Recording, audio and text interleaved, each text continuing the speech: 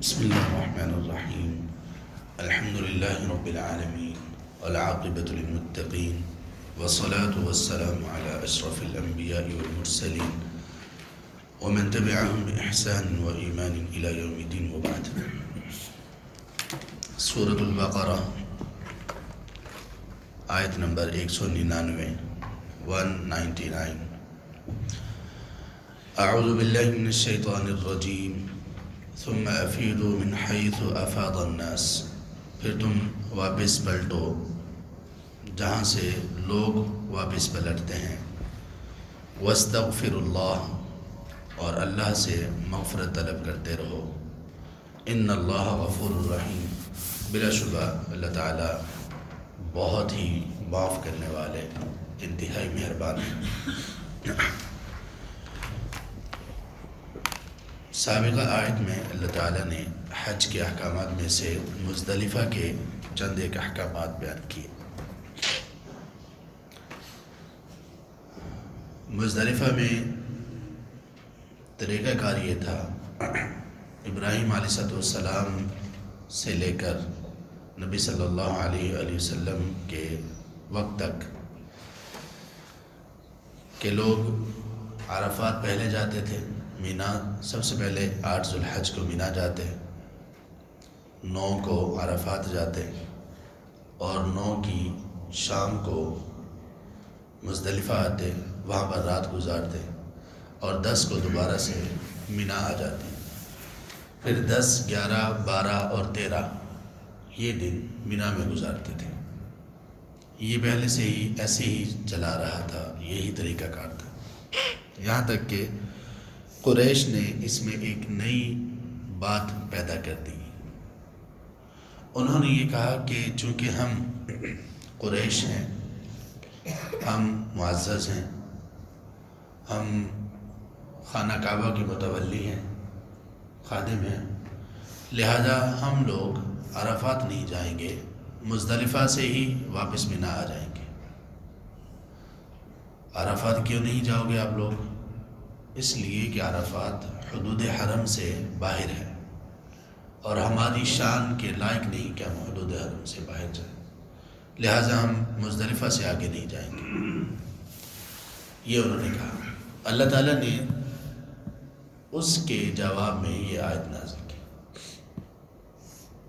کہا ثم افیدوا من حیث افاض الناس، پھر تم واپس پلٹو جہاں سے لوگ واپس پلٹتے ہیں. یعنی تم مزدلفہ سے واپس نہ آؤ، واپس نہ پلٹو، بلکہ عرفات جاؤ، عرفات سے واپس پلٹو، جیسا کہ لوگ کرتے ہیں. ابراہیم علیہ السلام سے لے کر اب تک لوگ یہی کر رہے ہیں، اور یہی طریقہ کار ہے. تو تم اسی طریقے کو فالو کرو. اس سے یہ معلوم ہوا کہ احکامات سب کے لیے ایک جیسے رہتے ہیں، احکامات تبدیل نہیں ہوتے. وہ کوئی شخص دنیاوی اعتبار سے بڑا ہو تب بھی احکامات چینج نہیں ہوتے، وہ دینی اعتبار سے، کاسٹ کے اعتبار سے اگر اس کی کاسٹ نمایاں ہو تب بھی نہیں ہوتے. اگر کوئی کسی نبی کی اولاد میں سے ہو تب بھی احکامات چینج نہیں ہوتے، اور اگر کوئی کسی نبی کے والدین میں سے ہو تب بھی احکامات چینج نہیں ہوتے. اللہ کے احکامات تبدیل نہیں ہوتے. نبی صلی اللہ علیہ وسلم نے فرمایا، صحیح مسلم ہے، من بطأ به عمله لم يسرع به نسبه.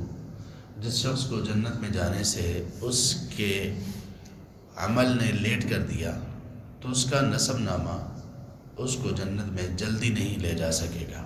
مطلب اس کا یہ ہے کہ جس کے اعمال ہی ایسے ہوئے کہ جنت میں جانا اس کا ممکن نہیں ہے جلدی، تو وہ بے شک سید ہو، وہ بے شک قریشی ہو، وہ بے شک کسی نبی کی اولاد میں سے ہو یا ان کے والدین میں سے ہو، وہ جنت میں جلدی نہیں جا سکتا.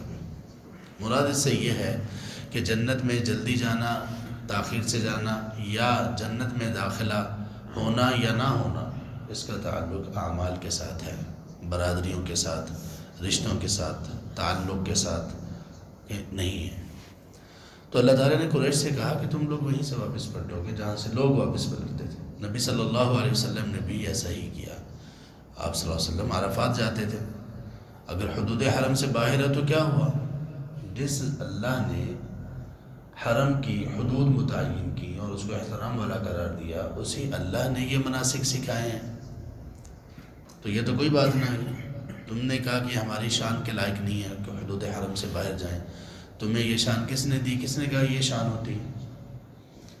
ہمیشہ انسان جب غلطی کرتا ہے تو تبھی کرتا ہے جب وہ اسلام کو چھوڑتا ہے اور اپنے کرائٹیریاز بناتا ہے، اپنے معیار مقرر کرتا ہے۔ جب خود اپنے معیار انسان مقرر کر لے تو پھر ایسا ہی ہوتا ہے۔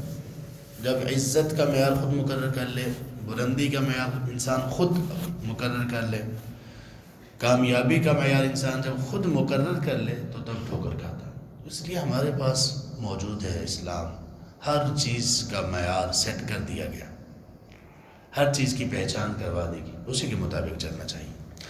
تو کہا تم وہاں سے واپس پلٹو جہاں سے لوگ واپس پلٹتے ہیں، اور اللہ سے استغفار کرتے رہو، اللہ تعالیٰ سے مغفرت طلب کرتے رہو، بلا شبہ اللہ تعالیٰ بہت معاف کرنے والے، رحم کرنے والے ہیں۔ تو یہاں پر پچھلی آیت میں بھی اللہ تعالیٰ نے ذکر کا کہا تھا کہ اللہ کا ذکر کرو، تو اللہ کے ذکر میں کہ یہ بھی ہے کہ استغفار زیادہ کیا جائے، اور یہ عام زندگی میں بھی روٹین بنا لیجئے کہ استغفار بہت کثرت سے کیجیے، بہت کثرت سے، جتنی ہو سکتی ہے کثرت استغفار کی کیجیے۔ اللہ کے رسول صلی اللہ علیہ وسلم نے اس کی بڑی ترغیب دی۔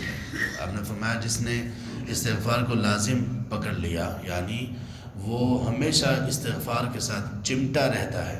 لازمہ کا معنی ہوتا ہے عربی زبان میں کسی چیز سے چمٹ جانا، اسی سے یہ اردو میں آیا ہے کہ یہ لازمی کرو۔ کیا مطلب؟ اس کام سے چمٹ کر کرو، ضرور کرو۔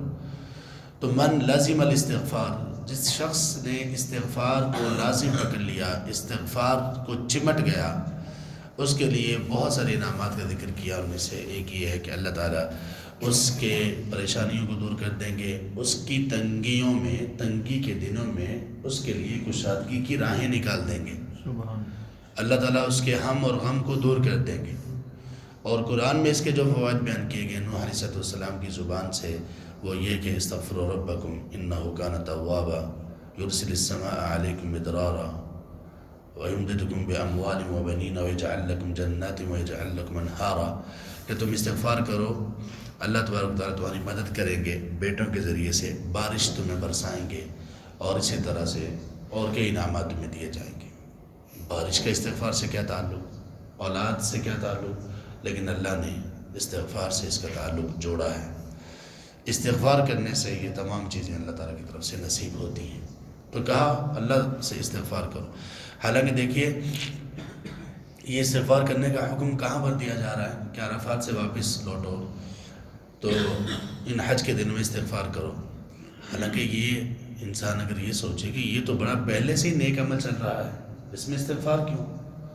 کہ یا اللہ مجھے معاف کر دے، معافی کیوں؟ کون سا غلط کام کیا جا رہا ہے؟ اچھا کام ہے نا، کتنا عظیم کام ہے، تو استغفار کیوں؟ اسلام نے یہ سکھایا ہے کہ ہر نیک عمل کے بعد، کئی ایک نیک اعمال کے بعد تو واضح طور پر بتا دیا، اس سے معلوم یہ ہوتا ہے کہ ہر نیک عمل کے بعد انسان کو استغفار ضرور کرنا چاہیے۔ ہم نماز پڑھتے ہیں، نبی صلی اللہ علیہ وسلم کا نماز سے فارغ ہونا کس سے معلوم ہوتا تھا؟ آپ بلند آواز سے کہا کرتے تھے استغفار، استغفر اللہ استغفر اللہ استغفر اللہ۔ یہ نماز جیسے ختم ہوتی آپ تکبیر کہتے اور استغفر اللہ 3 مرتبہ کہا کرتے تھے۔ نماز اللہ کا ذکر ہے، نماز میں انسان کی ایک مشغولیت ہے، لیکن اس کے بعد استغفار کیوں سکھایا گیا؟ اسی طرح سے اللہ تعالیٰ نے جب نبی صلی اللہ علیہ وسلم پر سورۃ النصر نازل کی، جس میں یہ خوشخبری دی گئی، وَرَأَيْتَ النَّاسَ يَدْخُلُونَ فِي دِينِ اللَّهِ أَفْوَاجًا، کہ لوگ اللہ کے دین میں فوج در فوج داخل ہوں گے، مکہ فتح ہو جائے گا، خوشخبری دے دی گئی، یعنی آپ کا مشن مکمل ہونے کو ہے۔ تو جب ایسا ہو جائے تو پھر کیا کرنا ہے؟ فَسَبِّحْ بِحَمْدِ رَبِّكَ وَاسْتَغْفِرْ، اللہ کی تسبیح بیان کیجیے، اس کی حمد کی اور استغفار کیجیے۔ سبحان اللہ۔ ان تمام مواقع پر استغفار کا مقصود یہ ہے کہ یا اللہ تیری عبادت کرنے کا جو جیسا حق تھا اللہ وہ نہیں کر سکا، معاف فرما دے، کمی رہ گئی، نماز پڑھی ہے، خشوع میں کمی رہ گئی، خضوع اس طرح سے نہیں ہو سکا، اس طرح سے اذکار نہیں ہو سکے، اس طرح سے اطمینان و سکون نہیں حاصل کر پایا، لیکن یا رب تو معاف فرما دے، کمی کوتاہی معاف فرما دے۔ حج کر رہے ہیں، اے اللہ کر تو رہے ہیں جیسے تو نے کہا ویسے کر رہے ہیں، لیکن پھر بھی بشر ہے، انسان ہے، کمی ہے، کوتاہی ہے، غلطی ہے، یا اللہ تو معاف فرما دے۔ نبی صلی اللہ علیہ وسلم کو یہ جو کہا گیا فسبح بحمد ربک واستغفر، کہ اللہ کی تسبیح بیان کیجئے اس کی تعریف کے ساتھ اور استغفار کیجئے، تو اس کا مطلب یہ ہے کہ اے اللہ آپ نے جو مشن میرے دل میں لگایا میں نے اس کو ادا کرنے کی کوشش کی، اس کے باوجود بھی کوئی کمی رہ گئی ہے تو اے اللہ مجھے معاف فرما دے۔ اور اللہ کے رسول صلی اللہ علیہ وسلم ہر دن میں 100 سے زائد مرتبہ استغفار کیا کرتے تھے، بلکہ کبھی کبھی صحابہ رضی اللہ عنہم یہ شمار کیا کرتے تھے کہ اب ایک مجلس میں 70 مرتبہ لوگ بیٹھے ہوئے ہیں، ایک مجلس میں 70 مرتبہ استغفر اللہ واتوب الیہ یا رب اغفر وتب علیہ انک انت التواب الغفور یہ پڑھ لیا کرتے تھے۔ یہ رسول ہیں،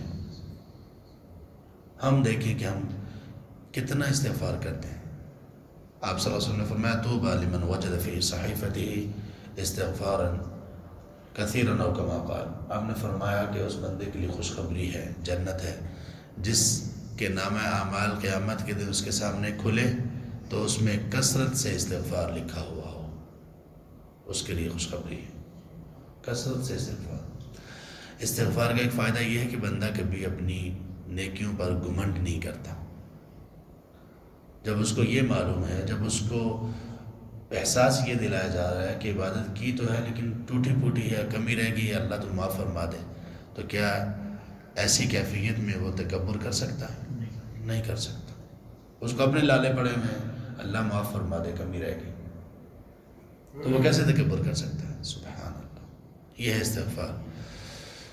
تم اللہ تعالیٰ سے مغفرت طلب کرو، ان اللہ غفور الرحیم، جب تم اللہ سے مغفرت طلب کرو گے تو اللہ کو کیسا پاؤ گے؟ غفور۔ غفور، غفور کا معنی ہے بہت ہی معاف کرنے والا، بہت معاف کرنے والا۔ اللہ وہ ذات ہیں جو بہت جلدی مان جاتے ہیں، بہت جلدی، اور بہت تھوڑے پر۔ تھوڑے پر سے مراد کیا ہے؟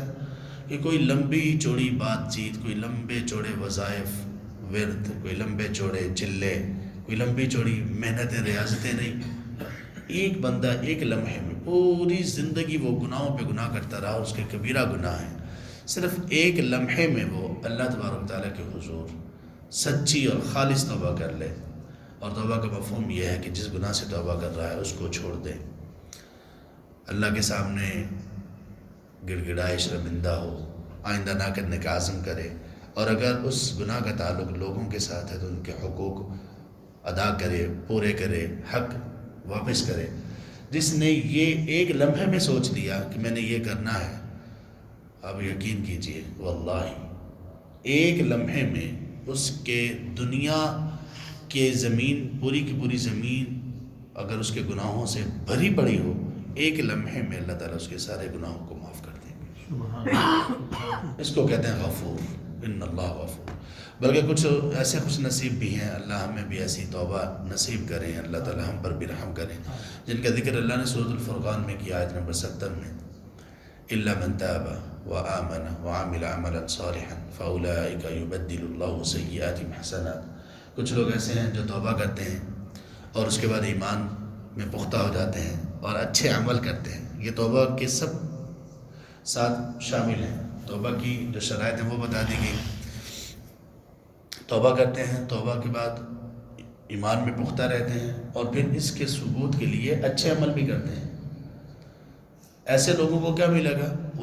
فاولئک یبدل اللہ سیئاتہم حسنات، یہی وہ لوگ ہیں کہ اللہ ان کے گناہوں کو بھی نیکیوں میں تبدیل کر دیتے ہیں، گناہوں کو بھی نیکیاں بنا دیتے ہیں۔ گناہوں کو نیکیاں کیسے بناتے ہیں؟ اہل علم نے یہ فرمایا کہ گناہوں کو نیکیاں بنانے کی ایک صورت یہ ہے کہ اللہ تبارک و تعالیٰ ان گناہوں، جو یہ بندہ گناہ کرتا تھا، اس کی جو گناہوں کی روٹین تھی یہ بدل جاتی ہے، توبہ کے بعد، ایمان اور عمل صالح کے بعد بالکل اس کی جگہ پر نیکیاں آ جاتی ہیں۔